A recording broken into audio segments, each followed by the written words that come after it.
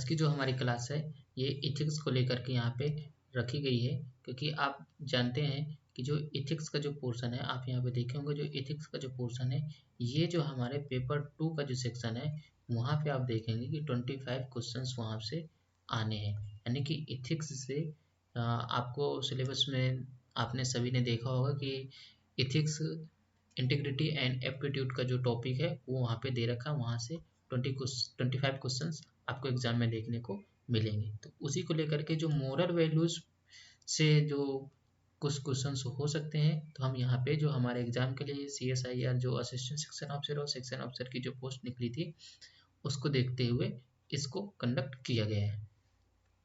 तो चलिए फ्रेंड्स, आज की वीडियो को हम शुरू करते हैं। मेरा नाम है अनुराग, स्वागत है आपका प्रिसीजन IAS के यूट्यूब चैनल पे।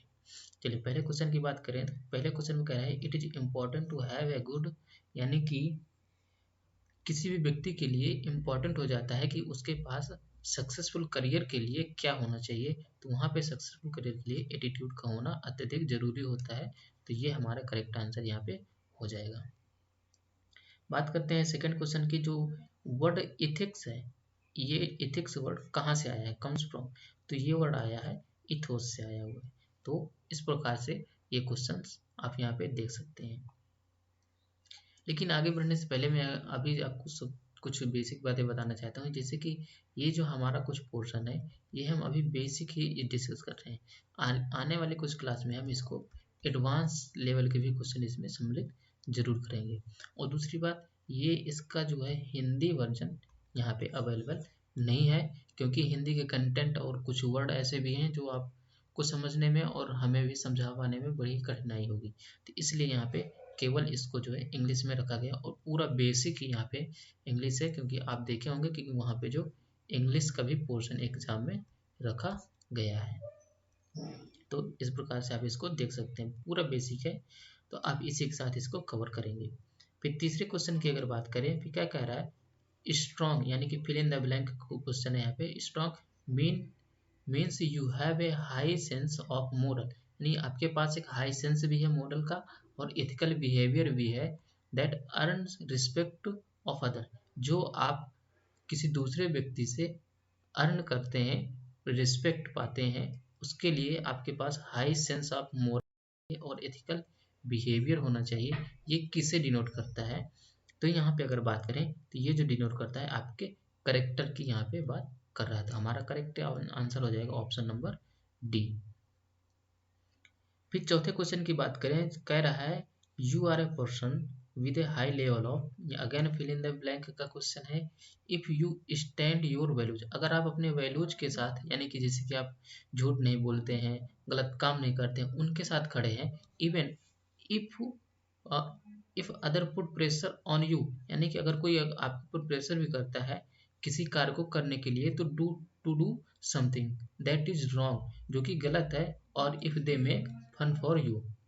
तो यहाँ पे क्या डिनोट करता है, ये यहाँ पे डिनोट कर रहा है कि अगर आप वैल्यूज के साथ अपने खड़े हैं और कोई अगर प्रेशर भी पुट करता है आपके ऊपर कि कोई गलत काम हो सकता है, कोई ऐसे मजाक के लिए कर रहा है, तो यहाँ पे आप अपने वैल्यूज के साथ खड़े हैं, तो यहाँ पे डिनोट करता है इंटेग्रिटी के साथ, यानी कि जो आपकी सत्य निष्ठा है आप उसी के साथ खड़े हैं। तो ये हमारा करेक्ट आंसर हो जाएगा option number D.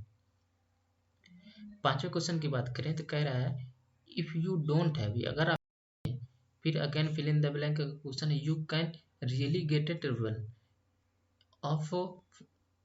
For lying, cheating और डिसीविंग अदर्स। तो यहाँ पे क्या डिनोट कर रहा है, यानी कि अगर आप चीटिंग कर रहे हैं, ऑनेस्टी नहीं होनी चाहिए, ऑनेस्टी नहीं होगी तो आप ट्रबल में आ सकते हैं। तो यहाँ आपका करेक्ट आंसर हो जाएगा ऑप्शन नंबर सी, ऑनेस्टी, यानी कि ईमानदारी।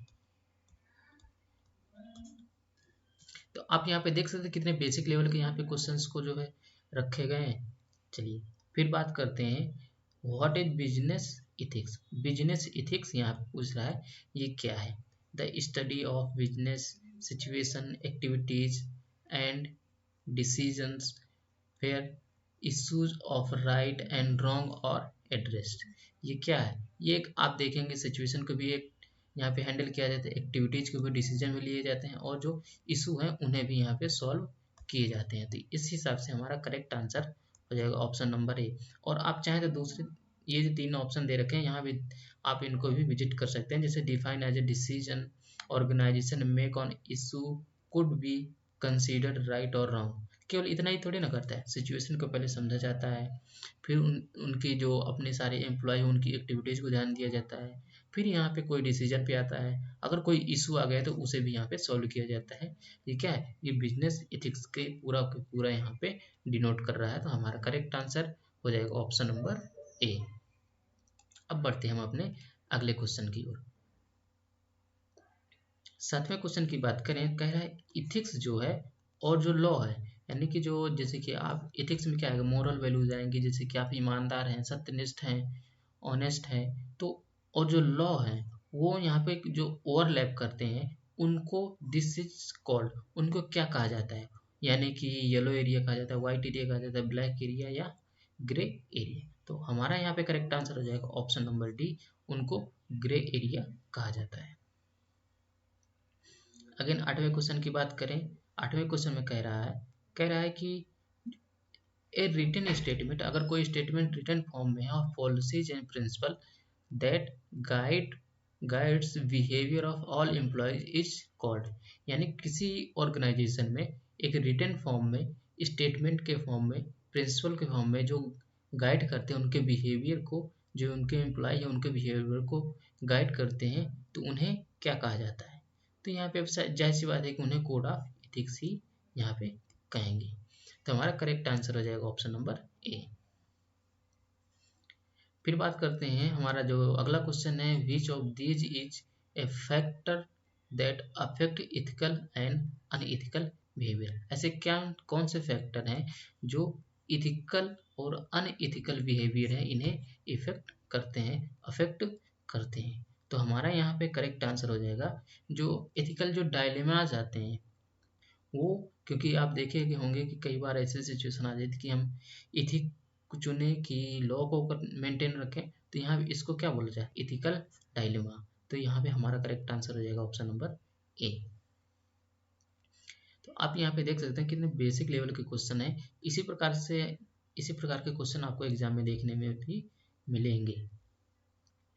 अगेन बात करें अपने 10वें क्वेश्चन की, ethics are moral principle and values which, यानी कि जो इथिक्स है वो मोरल प्रिंसिपल है, तो वैल्यूज क्या है, जो वैल्यूज हैं वो क्या है। यहाँ पे क्या है, जो यहाँ पे जो वैल्यूज हैं, गाइड फर्म बिहेवियर, नहीं ये तो नहीं होना चाहिए, govern that action of individual. जी हाँ, जो वैल्यूज होती हैं हर एक इंडिविजुअल की अलग होती हैं, कोई ईमानदार है, कोई सत्यनिष्ठ है, कोई झूठ बोलता है, तो उनके लिए वो उसकी वैल्यूज हो गई। तो यहाँ पे जो गवर्न करते हैं इंडिविजुअल लेवल पे, वो हमारा करेक्ट आंसर हो जाएगा, तो ऑप्शन नंबर बी। फिर अगर बात करें जो 11वां क्वेश्चन है, कह रहा है फिर फिल इन द ब्लैंक का क्वेश्चन है, are beliefs and attitude we have that can actually conflict with our ethical decisions. तो यहाँ पे आपको मालूम होगा कि जो कॉन्फ्लिक्ट आती है, जो हम एथिकल डिसीजन पे आते हैं, तो मोस्टली आप देखेंगे जो हमारे बिलीव्स एंड वैल्यूज हैं वो यहाँ पे कॉन्फ्लिक्ट में अक्सर आते रहते हैं, क्योंकि हम कई बार हम अपनी वैल्यूज को साइड लाइन करके अपने लॉ को ज़्यादा प्रेफरेंस देते हैं।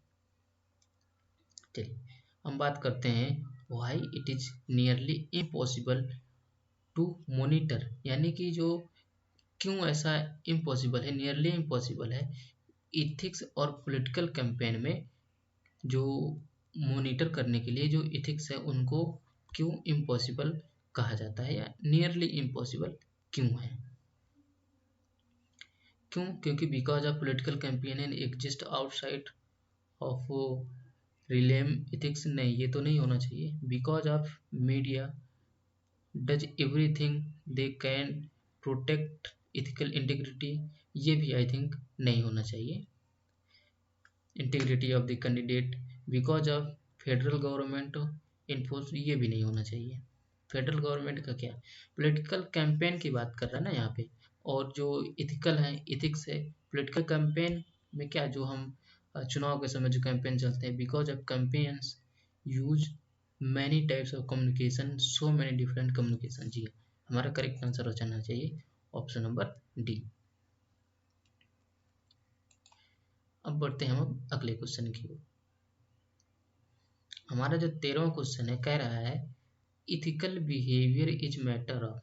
जो इथिकल बिहेवियर है वो मैटर क्या करता है, acting of an consider judgement sorry यहाँ पे। तो हमारा करेक्ट आंसर हो जाएगा ऑप्शन नंबर सी।